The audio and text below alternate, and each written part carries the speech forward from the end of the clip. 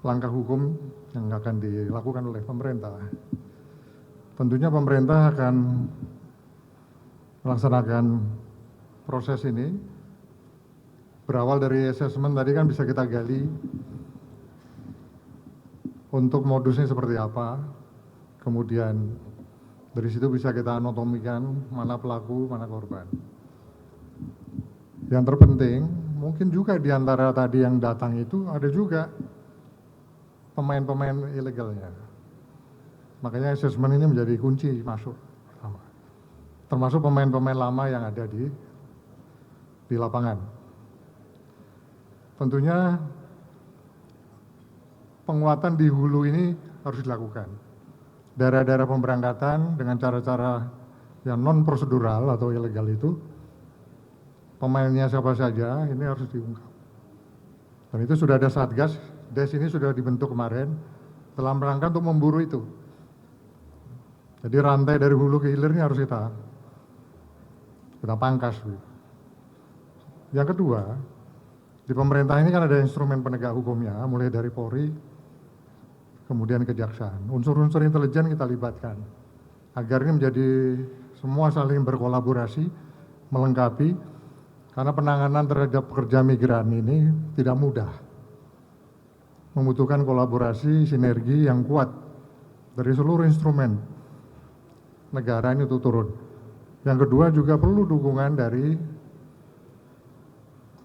swasta maupun juga organisasi-organisasi. Kita lihat sini ada IOM dan sebagainya. Masih banyak juga yang lain, terutama dari media, rekan-rekan media dan masyarakat. Kita akan buru itu, akan proses tindak lanjut aspek hukumnya baik yang di dalam maupun luar negeri. Tentu yang luar negeri ini juga tidak mudah karena membutuhkan kerjasama internasional, terutama lintas negara. Hukumnya berbeda, ada yang melegalkan, ada yang tidak, dan sebagainya. Ada yang masuknya tidak legal, di sana dilegalkan, kan begitu. Jadi legal. Sehingga ini semua harus diurai. Dan dari pihak Kemenlu nanti dengan Menteri Perlindungan Pekerja Migran dan Polri ini akan terus melakukan sinergi termasuk intelijen dari TNI dan sebagainya. Komitmen pemerintah sesuai perintah Bapak Presiden bahwa negara harus hadir untuk melindungi, mengamankan semua warga negaranya, terutama pekerja migran yang di luar negeri. Itu komitmen beliau dan tidak mentoleransi segala bentuk perdagangan manusia dan akan memastikan semua pihak yang bertanggung jawab, ini perintah Presiden, semua pihak yang bertanggung jawab terhadap perdagangan orang ini harus ditindak sesuai dengan hukum yang berlaku di negara kita.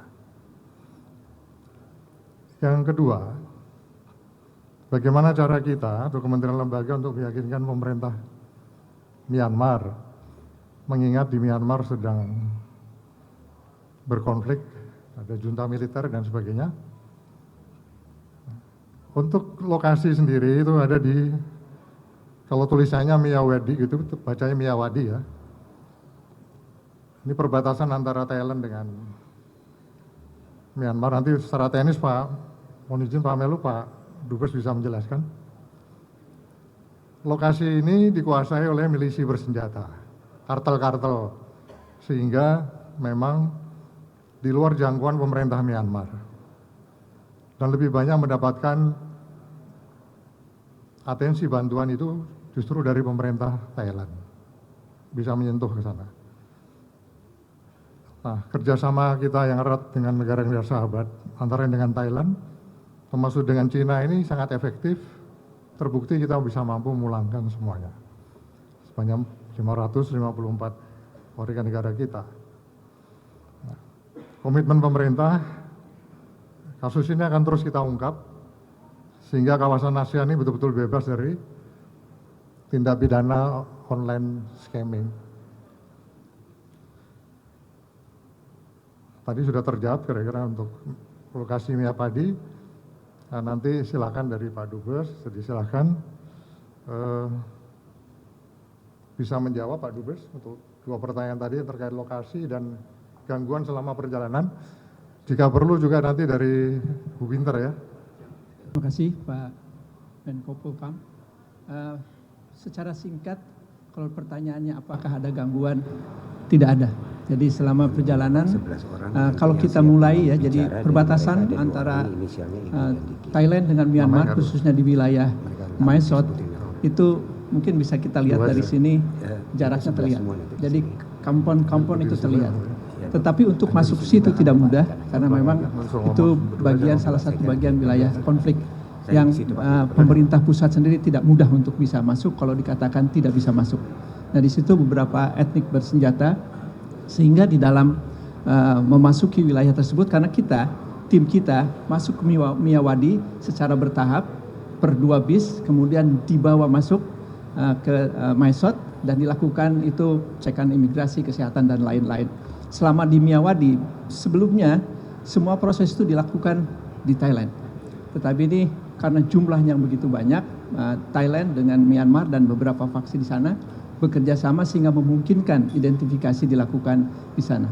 Nah, tim kita dari KBRI dibantu dengan pusat, dan pada hari Sabtu ada tim khusus dari Kadis Hubinter untuk juga melakukan identifikasi di Miyawadi. Jadi selama perjalanan dari tim kita dari Mae Sot ke Miyawadi, Miyawadi ke Mae Sot, dan dari Mae Sot ke Bangkok yang perjalanannya 8 jam, itu alhamdulillah berjalan dengan baik karena ada koordinasi dengan berbagai pihak yang ada di sana.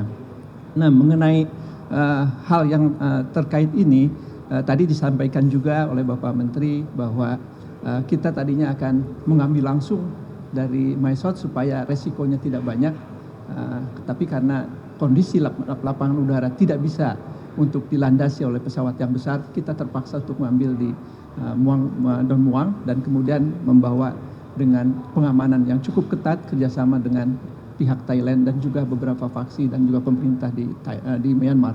Dan ini juga suatu bukti kedekatan kita dengan Thailand, bahwa pada tahun ini kita dengan Thailand adalah kebetulan sedang memperingati 75 tahun hubungan diplomatik Indonesia dan Thailand yang mulai 7 Maret 1950.